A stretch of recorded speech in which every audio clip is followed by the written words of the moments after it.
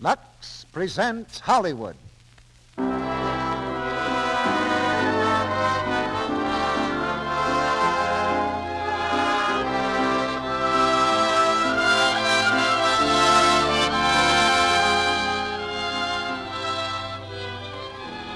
The Lux Radio Theatre brings you Kay Francis and Warren William in My Bill.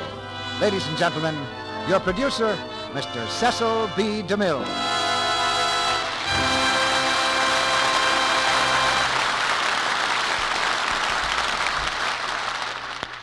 Greetings from Hollywood, ladies and gentlemen.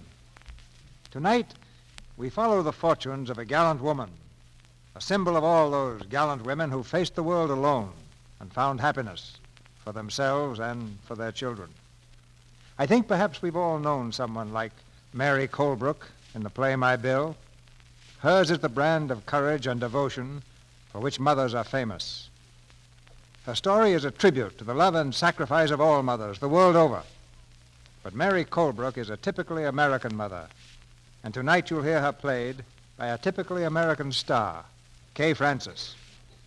It's the part she played in the Warner Brothers picture, a performance that had all the warmth and understanding of Mary Colebrook herself. So I'm not surprised that you've been asking to hear Kay play the same part at this microphone. And co-starring with Kay, we present Warren William, who's back on this stage after too long an absence. You know, we get a good many definite instructions from you every week. Not just as we do the comments and criticisms. And one of the most frequent comments from members of this audience is that after listening to the Lux Radio Theatre for a few Monday nights, they feel they'd like to take out a regular membership. So they buy a cake of Lux toilet soap for the first time. And that's a noble gesture. And the beginning of a pretty good habit, too. One cake always deserves another, and another, and another. So the regular listener becomes a regular customer. And that's what makes Lux toilet soap a national habit among millions of American women. And tonight we have a play especially tailored for these millions of women.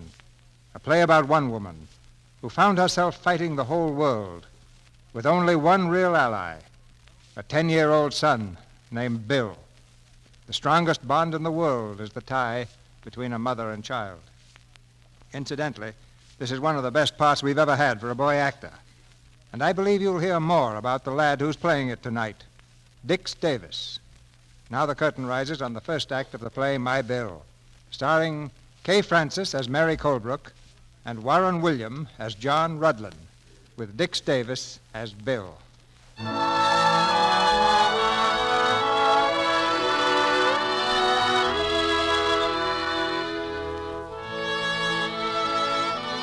In the quiet little town of Colebrook, Massachusetts, is a quiet street called Colebrook Avenue. There, in an old frame house, simple and dignified, live the Colebrooks, for whose ancestors the town was named. There are 5 in the family. Mary Colebrook, a young widow, Reginald, age 18, Muriel, 16, Gwen, 12, and Bill, 10. Muriel, 16, is on the telephone, engaged in a long-winded conversation. Well, I don't know, Lynn. Gwen, will you soft pedal that? Hello, Lynn. I'll have to talk to Mother. What? Mother, postman. I'll get it, Gwen. You keep on practicing. Wait a minute, Lynn. Here she is now. Mother, Lynn wants to know if I can go to his sister's party tomorrow night. Why, of course, dear. But I can't go if I don't get that new dress. Miss Colebrook, the butcher's in the kitchen. He says he wants to see you. All right, Beulah. As soon as I get the mail. Mother, wait. What about my dress? Hello, Lynn. Oh, wait a minute. She's gone again. Mother, will you please listen? Of course, dear. What is it? Well, Lynn wants to know What's it. the mail, Mother? Oh, nothing much, Gwen. Just bills, I guess. Any news from Aunt Carolyn? Well, I don't see anything. Well, when is she coming? Well, I don't know. She simply wrote that she'd visit us. If people want to be that vague, we just have to take them as we find them. But we must be nice to them. Mother, please. What about my dress? Don't shout like that, Muriel. Now, what's the matter, dear? Oh, Mother, you know perfectly well, Madam Claire said I couldn't get the dress until we paid for the last one. Now, do I get it or not? Have you got the money? Darling, you're too young to start worrying about money. And don't scowl like that. It spoils your looks. The butcher's in a hurry, Miss Colebrook. Oh, dear, the butcher. All right, Beulah, coming. Hello, Lynn. Oh, I don't think I can go. No, nothing you've done. Just not sure I can go, that's all. I'll call you later. Hello, sis.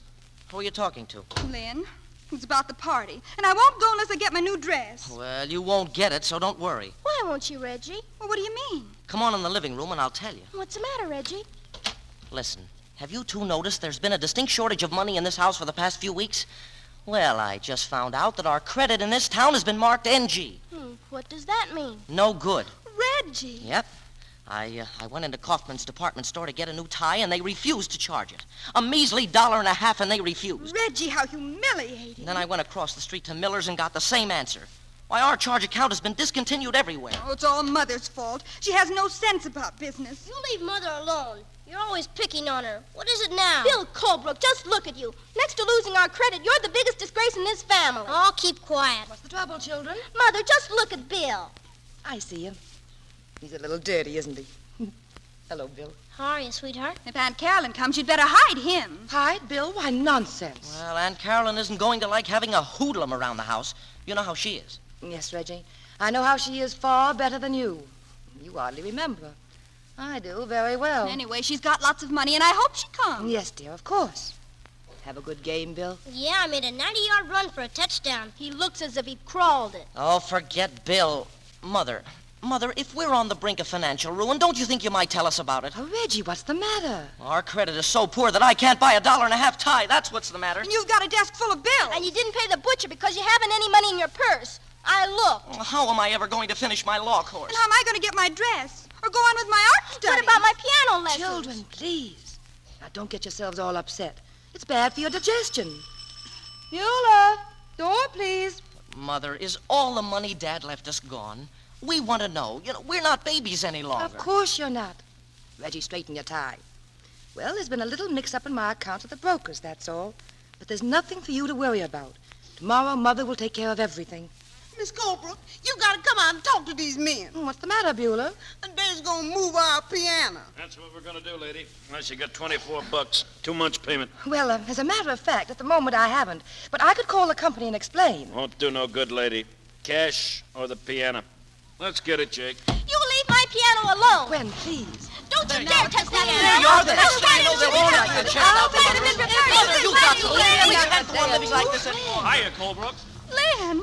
Oh, hello, Lynn. How are you? The door was open, so I came on in. I dropped over to see why Muriel won't go to the party. You moving? Watch it. Oh, no. No, we're just getting rid of the old piano. Oh, what's the use of kidding Lynn, Mother? The fact is the piano is being taken away from us. Why don't you shut up? Because I'm tired of Mother's poor flushing. That's why I've had enough. Go on, you big bag of wind. Bill, don't. Well, I'm sorry you had to come right now, Lynn. Just everyday problems of a family. Sure, I know. Of course. But I'm afraid it's a little upsetting for Muriel. It's horrible. Don't feel like that, Muriel. I know how these things are. And everything's quite all right anyhow. Don't try to lie, Mother. You're just an ostrich. That's what you are. Am I, darling? You're just burying your head in the sand to hide from reality. Muriel, you shouldn't talk to your mother like that. Oh, don't you tell me what to do. What do you know about it? Does your family pay its bills? Your mother knows what's happened to the money your father's left her. Oh, Lynn's father is very much alive, dear. Oh, you know what I'm talking about. Muriel, take it easy. Look, Mrs. Colebrook, I have a little money, and if you'd let me help her... Mother, if you take so much as 1 penny from Lynn, I'll never speak to you again as long as I live. Never, never, never! What a gal. Gosh, I never knew she got like that. Oh, she doesn't usually. Well, but things have been a bit upset lately. She'll be all right tomorrow. I certainly hope so. Look, if there's anything I can do, I'm afraid I'm the one who'll have to do things. Goodbye, Lynn. Goodbye, Mrs. Colebrook. So long, Bill. So long, Romeo. Better luck next time. You'll never see him again. Gwen, go wash your face. You're a sight. I don't care. When I think of all that practicing I've done just being wasted, I don't care about anything. Are things really bad, sweetheart? Well, they aren't too good, Bill. Well, I got some money. Can you do anything with 65 cents? Mm-hmm. You can get a quart of ice cream. The children always feel better when there's ice cream for dessert. Yeah, but what about everything else? Tomorrow, Bill. I'll think of something the very first thing in the morning. Okay. But don't let them get you down, sweetheart. I'll go get the ice cream. Thanks, darling. Hello? Cambridge National Bank. May I speak to Mr. John Rudland, please?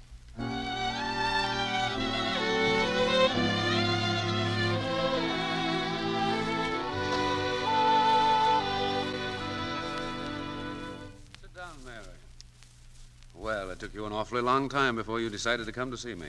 Yes, John. And I know I shouldn't have. I hope you'll never say that and really mean it. What can I do for you? Well, I need money. And I've nothing to offer as security. Yes, I know. Well, how could you? It's my business. Bankers are supposed to know about those things. Why didn't you come before? Oh, pride, I suppose.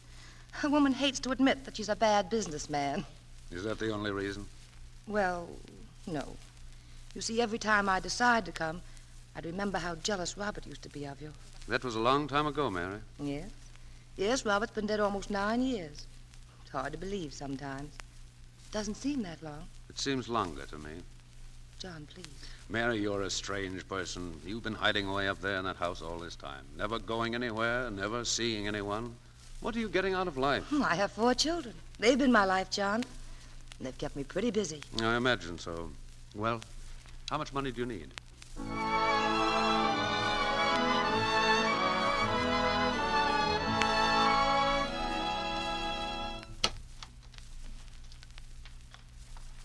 Hello? Anybody home?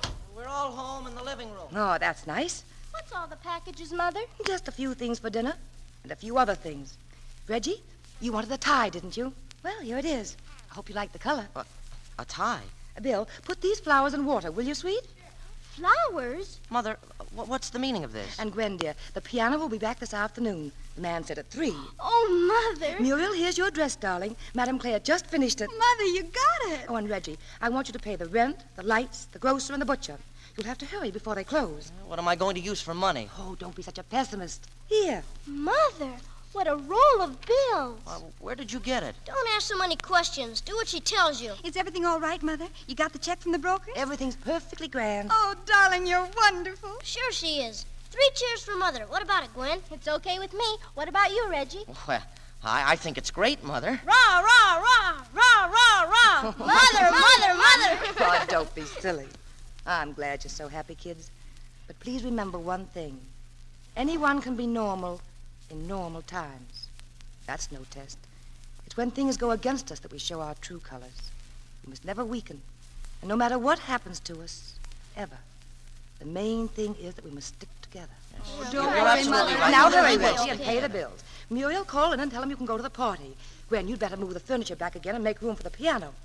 And Bill, what are you doing this afternoon? I've got a football game. Oh, yes. The Tigers versus the Panthers. All right, kids, run along now.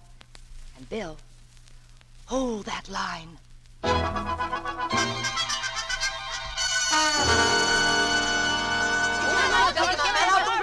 All right, signal 62, 78, 23, hike. Kick it, Bill, kick it. Oh, boy, what a kick. Nice work, Bill. Hey, holy mackerel. You busted a window. Oh, gee, it would have to be Mrs. Crosby's window. Yeah, that old crab. Well, let's goodbye to your ball, Bill. Well, I'll get her back. I ain't afraid of her. Right back, fellas.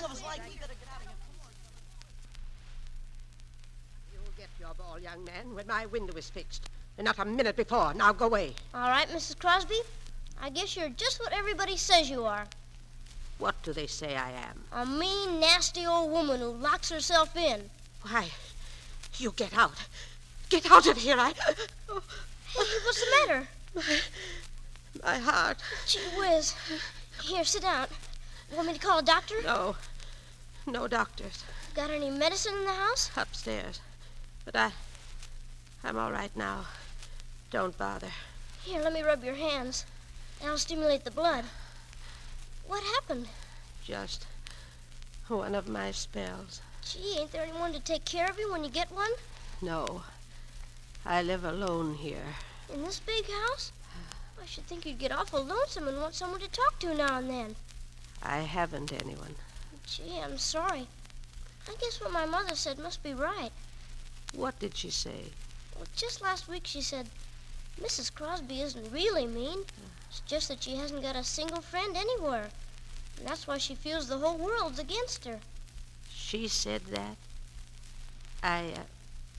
I wonder if she wouldn't pay me a visit sometime so we could get acquainted. Oh, I'll ask her about it. You'll like my mother. She's swell. I'm sure of it. Well, I guess I'll be getting on home, if you're all right now. Oh, just a second.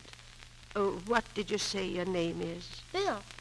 Well, Bill, before you go, you better get your football. Gee, thanks, Mrs. Crosby.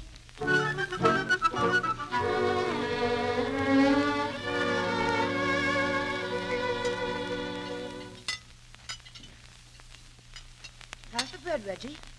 Now, Gwen, eat all of those vegetables. They're good for you. Oh, gee. Excuse me, will you, Mother? Muriel, sit down. Where are you going? Mother, I'm late. Lynn will be here soon, and I've got to do my nails yet and get You dressed. sit right down and finish your dinner. Then we'll just have to wait. Oh, Mother. Oh, you look lovely tonight, darling. Your eyes shine like electric light bulbs. Oh, yes, Reggie, did you pay the light bill? Yes, I went right to the main office. Mother, I've been trying to find out where you got all that money. You didn't... Hiya, kids. Hiya, sweetheart. Oh, Bill, you're late for dinner again. Everything's stone cold. Oh, that's all right, sweetheart. Think nothing of it. Where were you anyway? I was having a little talk with Mrs. Crosby. Mrs. Crosby? That old crank? You don't know anything about her, so keep quiet. Sit down and eat, Bill. Mother, I still want to know where you got them. Oh, Gwen, I've been meaning to ask you. Did you notice if they brought back the same piano? It's the same one. But how do you know, dear? I wouldn't want to get an older one or anything. The middle C is flat. Yeah, that's ours, all right. Mother, will you listen? Have some peas, Bill. Thanks. Mother, please. You've been stalling all through dinner, but I think it's time you answered my question. Why, what question was that, dear? Oh, you know what I mean. Where did you get all that money yesterday? Yeah, she never did tell us, Mother. As long as she got it, that's the important thing. Mother, I insist upon knowing. Of course, Reggie. I got it at the bank. How? How does anyone get money from a bank? Thank you, Bill. That's right. I just asked them for money, and they gave me a note. You see, Reggie, you were worried for no reason at all. Oh, now who can that be? I bet it's Lynn. Maybe it's Aunt Carolyn. I'll answer it.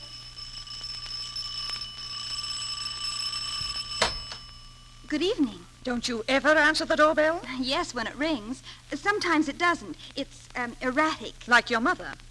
Well, are you going to let me in? I'm your Aunt Carolyn. Oh, I'm sorry. Please come in. Mother, Aunt Carolyn is here. You're Muriel, of course. I'd have known you from your earliest pictures. You're quite pretty. Thank you. This is Gwen, and this is Reginald, and Bill. Hello, Aunt Carolyn. How do you do? Hello. Colbrooks. I can see the qualities of the Colbrooks in you. Eternal qualities they are, make no mistake. How are you, Aunt Carolyn? We're delighted to see you. We've looked forward to your visit. Thank you. You must be tired after your journey. May I get you some dinner? No, thanks. I've had my dinner. Well, perhaps you'd like to freshen up a bit. I'll take you to your room. Thank you, but I've taken a house down the street. Oh, I see. Well, I'm sure we're all disappointed. Oh, let's stop pretending. Where do you go from here? What do you mean? I mean now that you've hit the bottom. Well, how do you... Oh, I found out all about your problems, even if you didn't send me a signal of distress. Mother, what is she talking about? Is there anything wrong, Mother? So you've kept them in the dark, lied to them, your own children. Well, I'll tell them. Your mother has squandered every cent your father left you. You mean we're broke? We have nothing? Nothing. You're penniless. Mother! Oh, I'm sorry, children. It's true. I've done the best I could, The best you could. Everyone in this town says you're scatterbrained, and they're right. You're a stupid, impractical woman. You can't talk like that to my mother. It's time somebody told the truth. Have you thought what'll happen when we're thrown into the street, Mother? We don't own this house, you know. Have I thought about it? Reggie, I haven't slept for weeks. But how could you go through that much money? You don't understand, dear. I didn't know anything about business when your father died. I never had to. Well, I made some investments. Why? Why? To get all the things I wanted for you children. Interest rates were going down, and I had to find some way to triple the principal. So I took a chance. You had no right to do it. It was criminal of you. Muriel, you've never used that tone to me before. I wish I had. Now we're paupers and the laughingstock of this town. It's all your fault. Oh, Father always said you had no sense of responsibility. But, Reggie, 2.5%. I don't want to hear anything about it. A woman like you has no right to have children. Will you please leave the room? All of you. I want to speak to your Aunt Carolyn. I'll leave the room. I'll kill myself. That's what I'll do. Oh, shut up, Gwen. Why have you come here, Carolyn? To take care of my brother's children. Before he died, he told me everything that was in his mind about you and begged me to watch over them. And how do you propose to take care of them? I want you to give them up. Well, I won't do it. Never. Then I'll take them from you. Well, you try, Carolyn, and I'll... What? There's nothing you can do. And when the last dollar is gone, they'll come to me of their own accord. because I can give them the things they need. Will you please go now, Carolyn? I think you've said just about enough. I've said everything I want to say at the moment. Good night. Where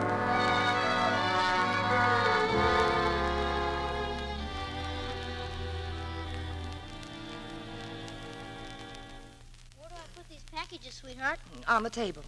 Hello, Muriel. Hello. Well, I'm beginning to economize. Bill and I walked all the way to the market. How much did we save on the vegetables, Bill? You said a dime. That's right. Mother, I want to know something. Again, dear? You told us you got that money from the bank. Yes, dear. What bank? The Cambridge National Bank. Why? From Mr. Rutland? Well, yes, darling. He's the president, isn't he? If we're so poor, what kind of security could you have given him? He didn't ask for any. I just gave him a note, payable on demand. Oh, Mother, how could you?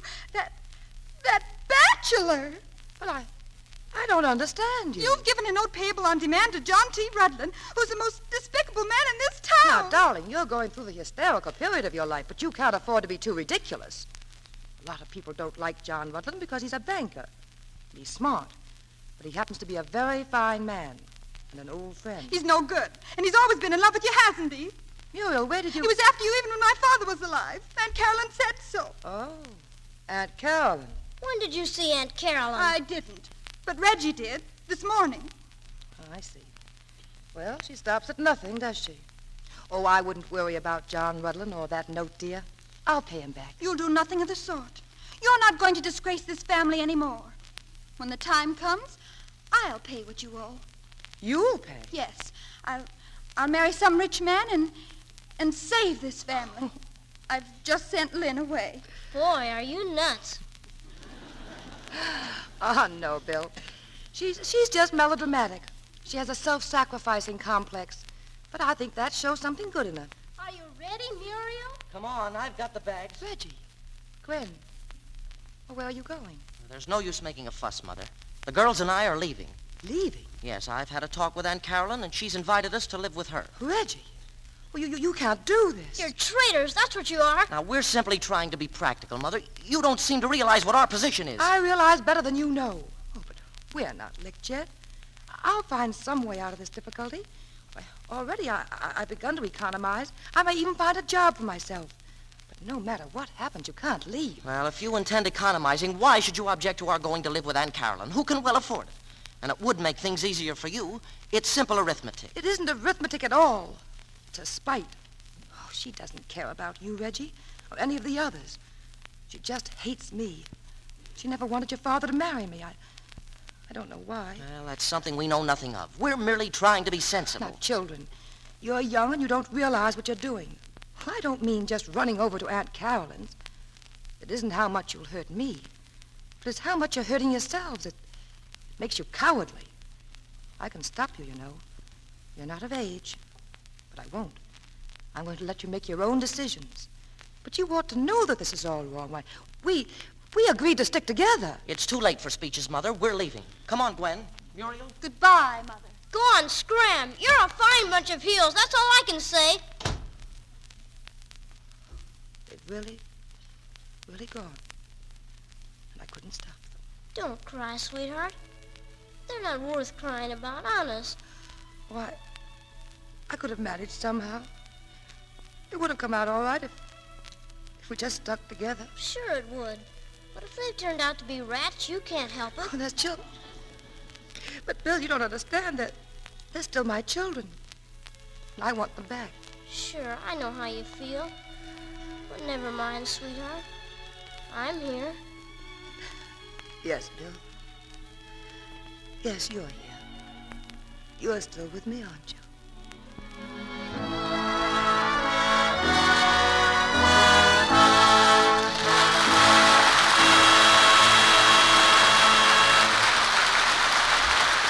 In just a moment, Mr. DeMille presents our stars, Kay Francis and Warren William, in the second act of My Bill.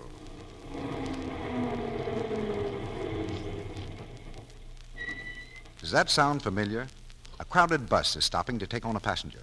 It's Mrs. Randall, all tired out from a hard day shopping. Goodness, I wish these buses wouldn't start till a person's had a chance to get her fare out. Oh, wait, driver, I'm caught in the door. There, that finishes the feather on my hat. Took the top right off, I'll bet. Phew. It's good to get a seat, even if you are practically shoved into it. I'm so tired, I almost wish the Johnsons weren't coming over tonight. Glad I've got this new dress, though. Hope Jim will like it. I wish I was home. I can't wait to get into a good, warm Lux soap bath. It'll make a new woman of me. Mrs. Randall has the right idea. After that Lux toilet soap beauty bath, she will feel like a new woman, rested and wonderfully refreshed. And here's the important thing. She'll be confident of the charm she knows is most important of all, the charm of perfect, exquisite daintiness. You see, Lux soap has active lather that carries away perspiration and every trace of dust and dirt. It leaves skin really fresh, sweet, and its delicate perfume is so refreshing. And 10 to 1, when Mrs. Randall slips on that new dress of hers this evening, she'll say to herself, I feel so fresh after that lovely Lux soap bath. It's really wonderful. yes, fastidious women love the way a Lux toilet soap beauty bath makes daintiness sure. Why don't you use white, fragrant Lux toilet soap for a daily beauty bath? It's such a luxurious soap, and it costs so little. We pause now for station identification. This is the Columbia Broadcasting System.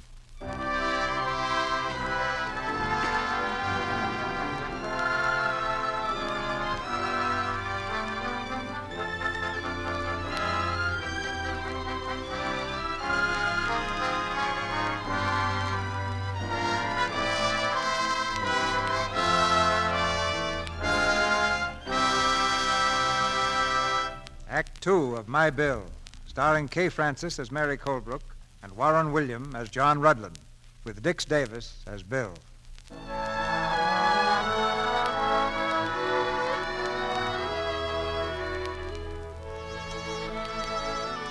It's a lonely place now, the little house on Colebrook Avenue. With 3 of her children gone, Mary faces life sadly, but without bitterness.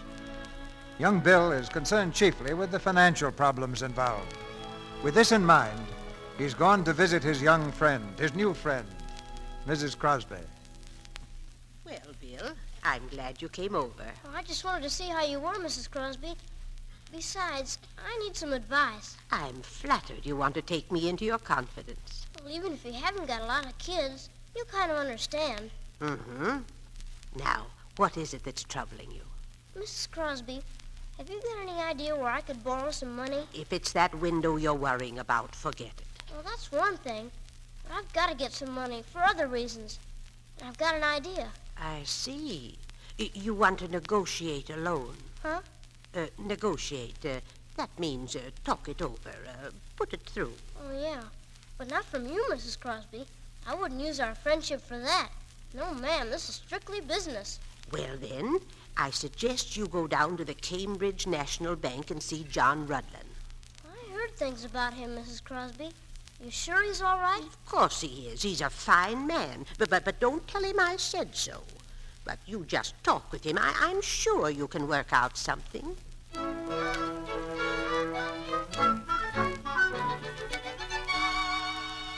seat, Bill. What can I do for you? Well, Mr. Rudland, I want to negotiate a loan. Huh? Oh, I see. What for, Bill?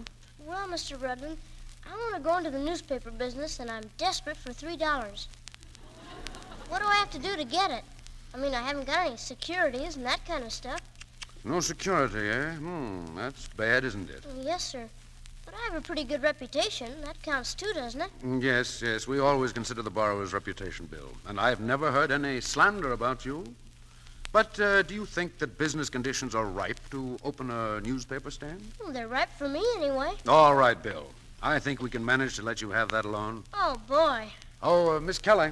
Yes, sir? Will you draw up a loan for $3 for Mr. William Colebrook? Why, yes, sir. Right away. And, Miss Kelly, tell the office boy he doesn't need to go out to buy papers. Hereafter, we'll take from Mr. Colebrook. Yes. Oh, boy, thanks. Don't you think the idea's got possibilities, Mr. Rudland? Sounds good, Bill. And why don't you get a regular route besides? People to subscribe through you. Say, that's great. No wonder Mom says you're smart. How is your mother, Bill? Well, there's nothing wrong with Mom that money can't cure. That's why I'm starting now. Good boy. Take care of her, Bill. She's a fine woman.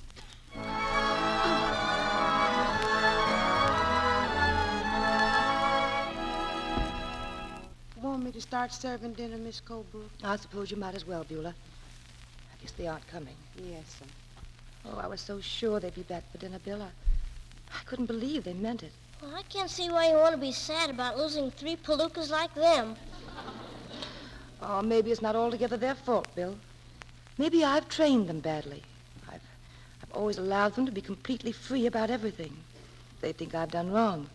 And I suppose they feel justified in leaving, especially with all Aunt Carolyn can offer them. Look, sweetheart, did you ever have a talk with Mr. Rudlin before he made those bum investments? No, I didn't. I wish you had. He seems like an awful nice guy to me. What do you know about him? Well, I'll tell you. I figured that since we were broke, I ought to get busy and make some money. So I decided to go into the newspaper business. I went down to borrow some money from him. You borrowed money from Mr. Rudlin? Well, I'll pay him back. I only got $3. But, Bill, how did you happen to go to him? Well, Mrs. Crosby recommended him. You know, I told you I was over the other day, and we've kind of got to be good friends. Bill, you certainly get to the strangest places. Well, Mrs. Crosby's all right. She wants you to come over and visit her sometime. Yes, I will. But not now. I've got too much on my mind. Yeah, I guess so. Oh, I don't know which way to turn, Bill. No? Well, I don't want to be telling you what to do, sweetheart.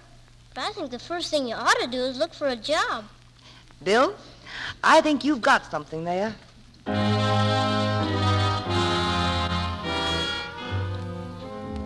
You know how to operate a contometer? What's that? Never mind. Do you type? Well, not very fast. And of course you don't know shorthand. No, I don't. I'm sorry, but there's nothing. But I can sell, Mr. Barnes. I know it. I don't doubt that, Mrs. Colebrook. But you see, it would be embarrassing for our customers to have to buy merchandise from a former member of their social set. There's nothing I can do. Sorry. All right. Thank you.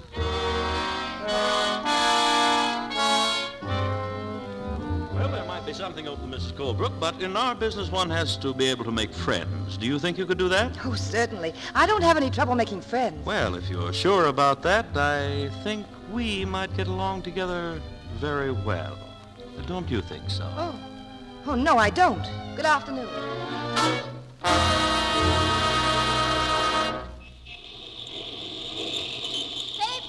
Paper, read all about it, paper. Hello, Bill. Oh, hello. We've just been shopping with Aunt Carolyn. Yeah? Paper. Wayne, come along. We haven't got all... What's this? What are you doing here? Oh, I'm selling papers. You want one? Bill, does Mother know about this? Sure she does. A Colebrook selling newspapers. What's the matter with that? My mom says it's okay, and if she says it's okay, it's okay. I'll put a stop to this if it's the last thing I ever do. She's disgraced the Colebrook name long enough. Come along, children. Just a minute. What did my mother ever do to you anyway? What are you so mean to her for? That goes for the rest of you, too. Keep your voice down. People are looking at us. Let them look. They ain't seeing much. Children, come along. Hurry, children. Yeah, hurry. You ought to be ashamed. They're nothing but a lot of palookas, all of you. Paper, read all about it. Palookas. Paper. What's the latest news, Bill? Oh, hello, sweetheart. How you doing? Oh, swell. I made 80 cents so far today. How are you doing? Did you find a job yet? Not yet. Well, don't worry. Something will turn out. Sure it will. Sure, look at me. A couple of days ago, I was broke. Now I'm in business for myself. Yes, and you're a great success, too, Bill. Look, sweetheart, you don't mind, do you? I mean, about me selling papers on the street? Mine? Well, I'm proud of you, darling. That's all I wanted to know.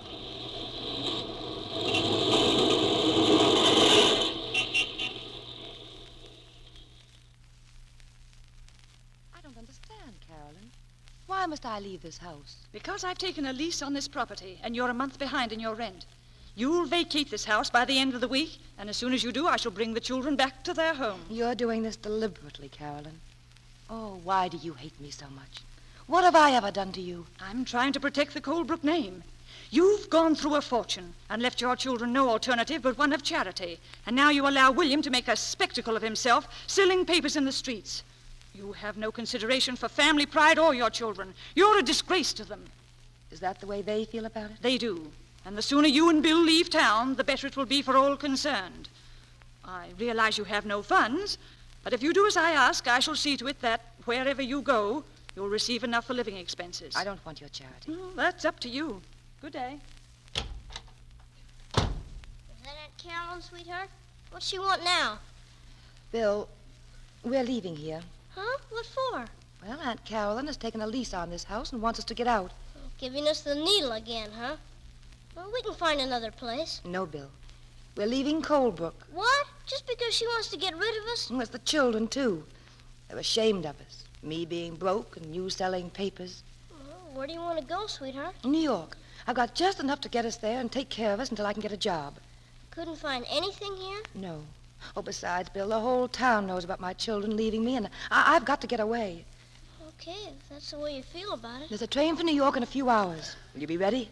All right, I guess I can sell newspapers there, too. I'm sure you can. All right, I'd like to say goodbye to old Mrs. Crosby. Can I? Well, of course, dear.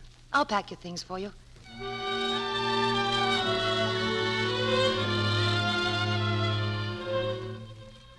Crosby! Mrs. Crosby! Mrs. Crosby, are you home? Mrs. Crosby! Bill, here. Miss Crosby, what's the matter with you? My heart. You shouldn't be alone like this. I'll get my mom. She'll know what to do. Hurry. Hurry.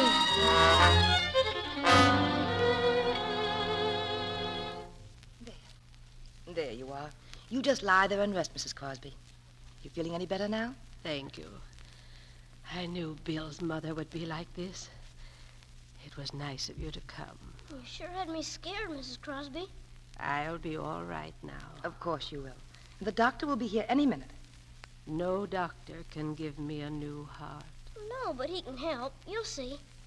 I don't want to rush you, Miss Colebrook, but if you're going to catch that train, you better get started. Yes, Beulah. Are you going away? Yes, Bill and I are leaving town tonight. I was packing when he called me. Yeah, that's what I came over to tell you, Mrs. Crosby. We've been put out of our house. But I thought your aunt rented the house. And that's just it. But how did you know?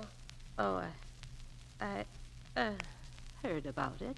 It's getting late, Miss Colebrook. You better hurry. All right, Beulah. Wait a minute. What are you and Bill going to do? Look, Mrs. Crosby, you're sick, and it seems to me that Sweetheart and I ought to stay here with you until you feel better. What do you think? I wish you would. Oh, Bill, we can't do that. Why not? Besides, if you leave now, the kids are likely to think you're just running away and don't care about them. We just can't leave Mrs. Crosby like this. Please stay. You'd make me very happy. But Mrs. Crosby... Please. All right. We'll stay. Bill, did you have this all figured out? Is that why you came over here tonight instead of going to your room and packing your things? Honest, sweetheart, there are times when I think you don't understand me.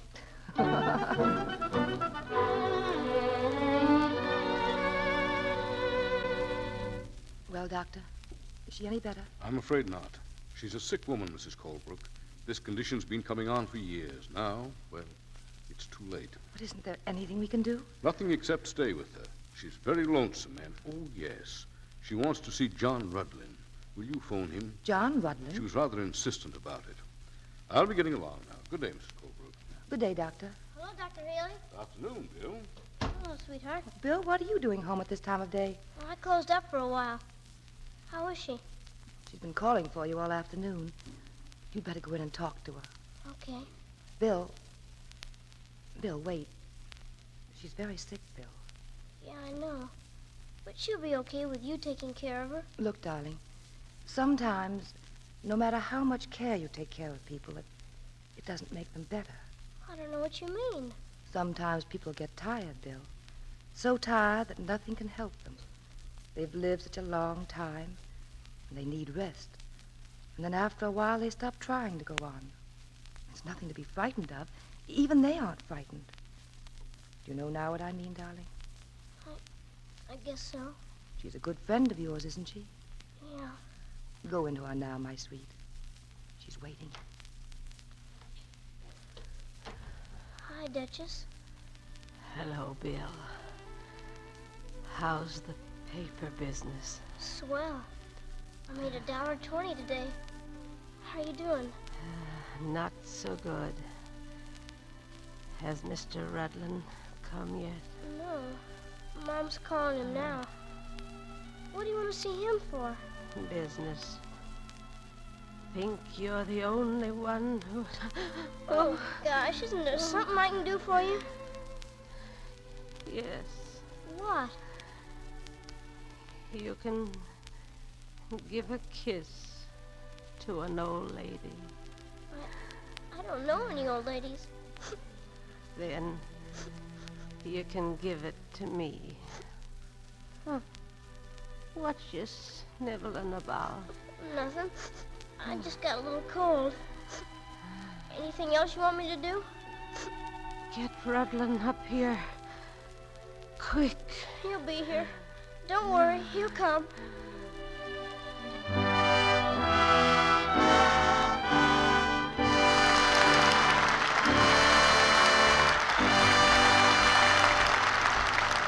After a short intermission, Mr. DeMille and our stars, Kay Francis and Warren William, will return in Act 3 of My Bill.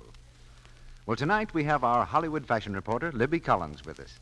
Say, Libby, that's a very interesting little business you've got on your head. Is interesting the best you can say for it, Mr. Ruick? Well, honest, Libby, it looks good. But say, isn't that hat kind of different from what you girls have been wearing? I mean, softer and not so crazy, if you don't mind my saying so. More feminine. I'm glad you approve, Mr. Ruick. I found out long ago if it's men you're trying to please, a little straw hat with violets and roses on the brim will do the trick. Mr. Ruick, hats are going to be really adorable this spring. But here's an advance tip I'd like to give the girls who'll be wearing them. You mean not to be carried away and buy too many, Libby? No woman can have too many hats. But seriously, Mr. Ruick, it's what's under the hat that I want to talk about. For that freshest springtime look, now is the time to begin regular, thorough complexion care. Then, when a girl purchases what you call one of these little businesses on the top of her curls, she's much more likely to be glad of what she sees in the mirror. Libby, isn't that where the Lux toilet soap comes in? It certainly is, Mr. Ruick. A few minutes, once or twice a day, devoted to Lux Soap Active Lather Care is a grand investment. I'm a busy person, so I don't have much time, but I can take an active lather facial in almost no time at all. It certainly does the trick. Libby, will you tell us how you take your Lux Soap facial? It's very simple. I just pat the nice, rich Lux lather lightly into my skin, rinse with warm water, then cool and pat my face dry. Active lather really removes dust and dirt and stale cosmetics thoroughly. And here's the important thing. I take these Lux Soap facials regularly. Never neglect this care at bedtime, no matter how tired I am. You're a wise woman, Libby. And thanks for the tip. To the women in our audience, I say, won't you try these Lux beauty facials for 30 days? Here in Hollywood, famous screen stars take them regularly. They say their skin feels so smooth and soft after a Lux facial. And looks so fresh, too. You'll be delighted with this gentle Lux care, they tell you. So why not get 3 cakes of Lux toilet soap tomorrow? Now, our producer, Mr. DeMille. The curtain rises on the third act of My Bill.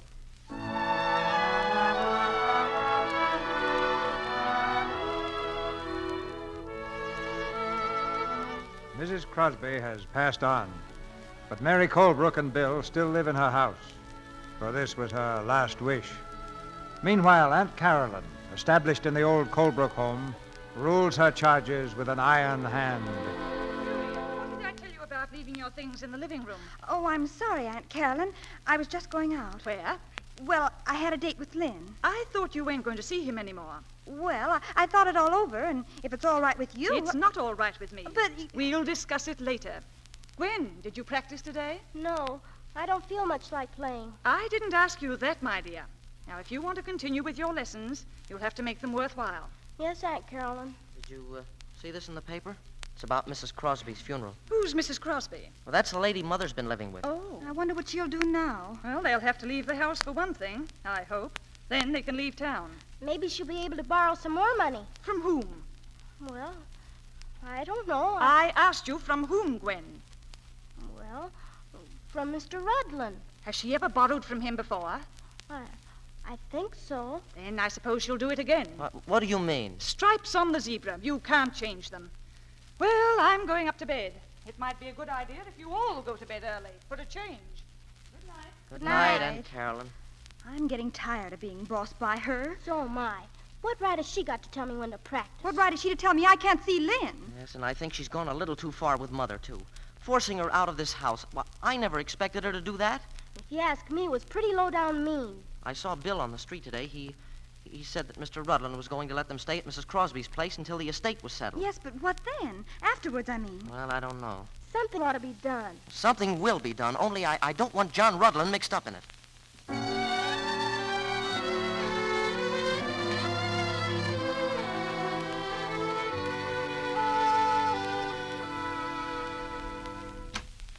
Yes, what is it?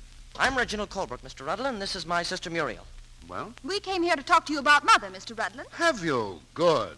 I've been hoping you kids would snap out of it and come to your senses. I suppose you want to follow Bill's lead and lend a hand? Looking for jobs, eh? Ever done any secretarial work, Muriel? Me? Well, no. The fact is, Mr. Rudland, we didn't come here to answer questions, but to ask them. Oh. Well, I think you have a few to answer. Why aren't you living with your mother?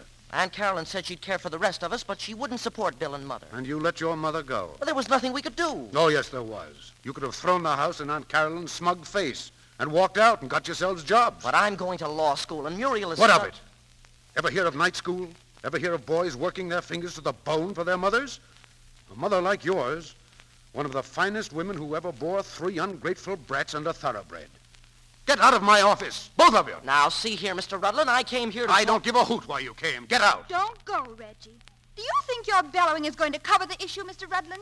You can't whitewash yourself by scolding us. What are you talking about? She's talking about lending Mother money without collateral. Yes. Why did you do it? Is that any of your business? I'll lend her as much as she'll ask for. You're very generous, aren't you? Oh, you can't fool us, Mr. Rudland. We know your reputation in this town, and when Mother can't pay... Why, you...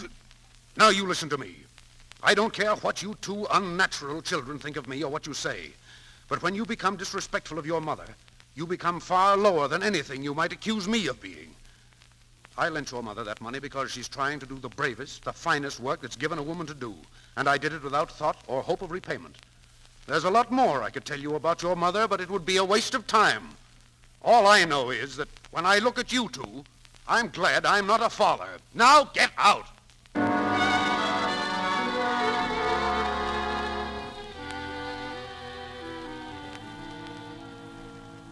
Sit down, Bill. Well, I can't stay, Mr. Rudland. I'm going to sell 50 papers today. I think what I have to say is just a little more important. But I got to get enough to buy a Mother's Day present for Sweetheart. She'll get it. Look, Bill, I'm executor of Mrs. Crosby's estate. Yeah? What's that got to do with me? A great deal. You see, you're the sole heir to her property. Huh? She left you everything she had. There's considerable stock. I won't know how much until it's liquidated. Then there are 2 houses. 2? Yes. The one you and your mother are living in, and the one your Aunt Carolyn rented. You mean our house? That's right. Mrs. Crosby owned it, but it wasn't generally known. Now there's a clause in Aunt Carolyn's lease obliging your aunt to vacate immediately should the property change hands. Say that again. I said you had the right to take possession at any time. Yeah? Hey, look, could you do me a favor? Of course. What? Go down and take care of my paper stand for a while. Huh? I got some important business to attend to.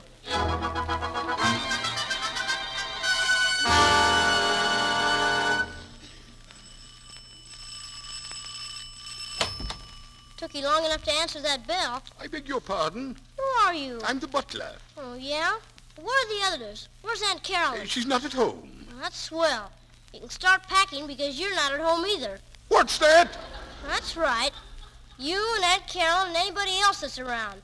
This is my house, and I'm coming in, so get out of my way. Who is it, Jenner? It's me. Bill. Bill, for Pete's sake. Bill, where did you come from? What are you doing here, Bill? I'm taking over, that's what. This house belongs to me. What? You heard me. Mrs. Crosby owned this house, and she left it to me in her will. Are you joking? Do I look like I'm joking?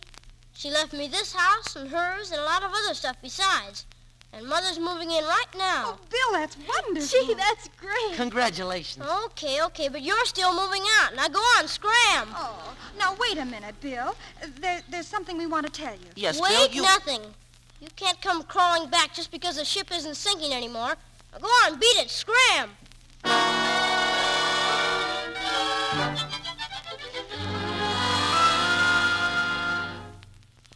things be ready, Beulah? Oh, in just a few minutes. Everything's cooking, and I just finished fixing these flowers in the hall. Ain't they pretty, Mr. Bill? Mr. Bill, where do you get that stuff? I wonder who that is. If it's your Aunt Caroline, Bill, I hope you're going to let me be the one to throw her out. Nothing doing. I'm saving that pleasure for myself. Hello, Bill. Sweetheart. Hey, how'd you know I was here? I told her everything, Bill, I had to. You're not of age, you know. Oh, that's right. Well, you're a little early, but come on in. Where are the children? Children? Well... Oh, Bill, you didn't send them away. But isn't that what you wanted me to do? Of course not. Oh, look, Bill, this letter came this morning. Read it. Dear Mother, we've been fools. And no matter how poor you are, we want to be with you. Please answer. Your loving children, Reginald, Muriel, Gwen. Don't you see, Bill? They wanted to come back. And you really want them? Oh, of course I do. Okay, I just wanted to be sure they weren't lying to me about this letter. All right, Beulah, open up. Oh. There they are, sweetheart. Mother. Oh, it's good to be back with you, Mother. I've missed you so much. Oh, to have you all together again. That dinner table in there looks like a party, Bill. You bet it's a party. We've got something to celebrate. You all can sit down now, because I'm going to start serving. Just what is this? Oh, boy, it's Aunt Caroline. Now the fun begins. What's going on in here? What is it? Nothing unusual is going on, Aunt Caroline. Mr. William Colebrook is giving a party in his own home in honor of his mother. Bill's the name, Ma. Have you lost your wits? My son has inherited this house. And a lot more. Tell her. I'll tell her. He has more money right now than all the Colebrooks ever stole from the Indians. This house and Mrs. Crosby's house and securities. I'll find out about this. You won't have to go far, Miss Colebrook. I'm the executor of Mrs. Crosby's estate. And Mr. Colebrook here is now owner and completely in his rights. Who are you? Mrs. John Rudlin. Rudlin? Have you the audacity to bring him in this house? I have. Then you're more shameless than I thought. Robert's been dead for almost 9 years, Caroline. It's disgraceful. Goodness knows what went on when my brother was alive. Miss Colebrook, I think you ought to leave. Yeah, so do I. When I do go, these children will go with me. If their mother has no sense of decency, I have. Caroline, you're being ridiculous. Well, I'm sorry, Aunt Caroline, but we'd rather be with Mother. We've changed our mind. And don't you dare say anything about Mother. Thank you, children. But your Aunt Caroline has made some insinuations which ought to be cleared up. She has a narrow, warped mind, and I'm afraid she'd rather see evil than good in anything. Oh, I've tried never to speak badly of your father. But your Aunt Caroline forces me to tell you the truth. Atta girl, you tell him, sweetheart. I married your father because I've been brought up to believe that wealth and family were the most important things in life. But I learned that human kindness and sympathy were much more important. Your father didn't seem to feel that way. Oh, not that he was ever deliberately vicious or cruel.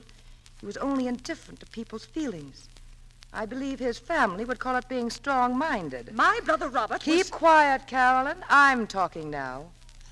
I suppose when the Colebrookes first settled here, they had to be hard and disciplined in order to survive. And that was the way he wanted to raise his children. I believed that kind of training was no longer necessary. But I told him so. Oh, we fought about it constantly. In time, we would have worked out our own problems, but his family wouldn't let us. They interfered at every turn. They hated me. They've always hated me. If you think I'm going to stand You here... keep quiet. Atta girl, sweetheart. Go ahead. Just let me get my breath. You always told us Father was a swell guy. Well, I always wanted you to think so, Reggie. But it's too late now. I had known John Rudlin when I was a girl. He was a bank clerk then, and... Well, I made the mistake of marrying your father instead of him. But when he learned what I had to put up with, he came and begged to help me. Your father found out about it. Your Aunt Carol and the rest of the Colebrook saw to that. They began to poison his mind against me. They accused me of every dreadful thing you could think of, even in public, till I thought I couldn't stand it any longer. But I knew they'd never let me have my children, so I put up with it. Until your father died and I was free of them. Mother, why didn't you tell us before? Because I've tried to spare you these things. Well, even after your father's death, I refused to see John Rudlin because of any possibility of hurting you children. Not even for financial advice, and heaven knows I needed it. But from now on, it's going to be different. I told my brother that you were in love with this man. Yes. Yes, I've always loved John Rudlin. And I knew that he loved me. So now we're going to be married. Gee, that's swell, sweetheart. Oh, I'm so happy, Mother. I'm all for it, Mother. Disgraceful, that's what it is. Aunt Caroline, I'm sorry for you, because I suppose you can't help being a Colebrook. But my sorrow isn't great enough to prevent me from throwing you out of this house. Don't you push me, Mary Colebrook. Oh, gee, I wanted to put her out. Aunt Carolyn, there's the door. Stop it! And now, as Bill would say, Aunt Carolyn, scram. Well, I guess that's that. Well, now I think we can have our dinner. Dinner, sir. Mother, here's something we bought for you. Oh, flowers. 3 boxes of them. Oh, darlings, they're lovely. Thank you so much. I've got to start practicing again. Oh, gee whiz. Well, Bill, what's the matter? I wanted to get you a present, too. Bill, you've given me the biggest present of all. What about the house? Dinner, sir. Oh, no, I was going to get you a real present with the newspapers I sold. Oh, hey, I forgot. Mr. Rudden, what happened to my papers? I sold them. All of them? Every last one. Here you are. $2.20. Hey, wait a minute. There ought to be another dime there. Oh, look. Dinner, sir. Oh, that must be Lynn. By George, you're right. It was way down at the bottom of my pocket. Thanks. Say, maybe I'll take you in as a partner. How about it, sweetheart? I think it's a wonderful idea. Don't you, John? Marvelous. What is it, Muriel? Mother, can I go out to a dance with Lynn tomorrow? Mother, listen. Well, I think... what, Gwen? Beulah, the door. Mother, can I? Oh, it's fine. I mean, of course you can. Oh, isn't it just grand to be back to normal again?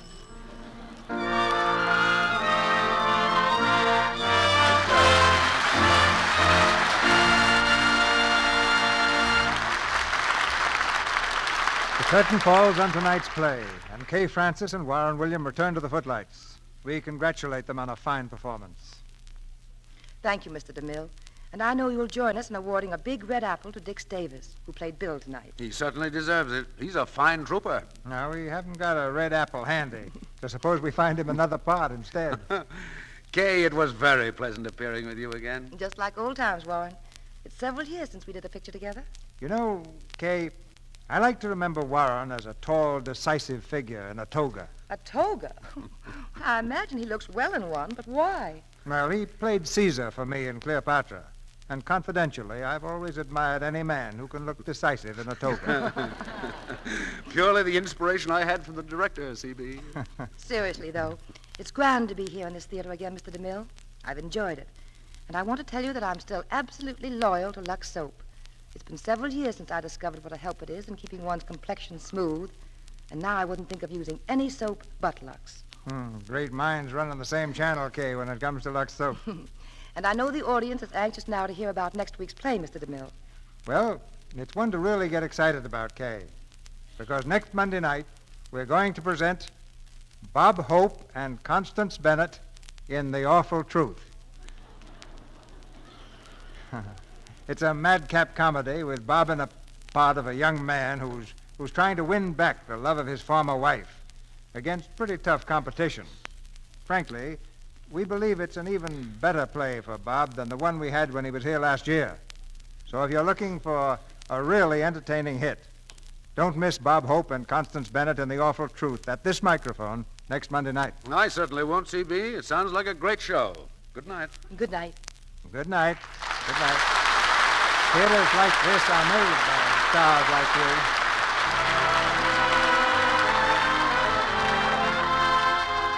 Our sponsors, the makers of Lux Toilet Soap, join me in inviting you to be with us again next Monday night when the Lux Radio Theatre presents Bob Hope and Constance Bennett in The Awful Truth. This is Cecil B. DeMille saying good night to you from Hollywood. Kay Francis has just finished the picture The Man Who Lost Himself, produced by Larry Fox for Universal Pictures. Warren William will soon be seen in the Columbia picture, The Lone Wolf Takes a Chance.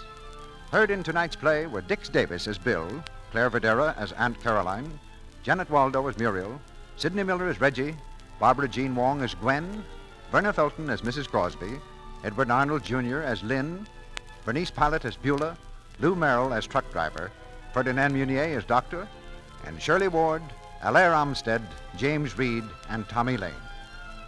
Our music is directed by Louis Silvers. And your announcer has been Melville Ruick. This is the Columbia Broadcasting System.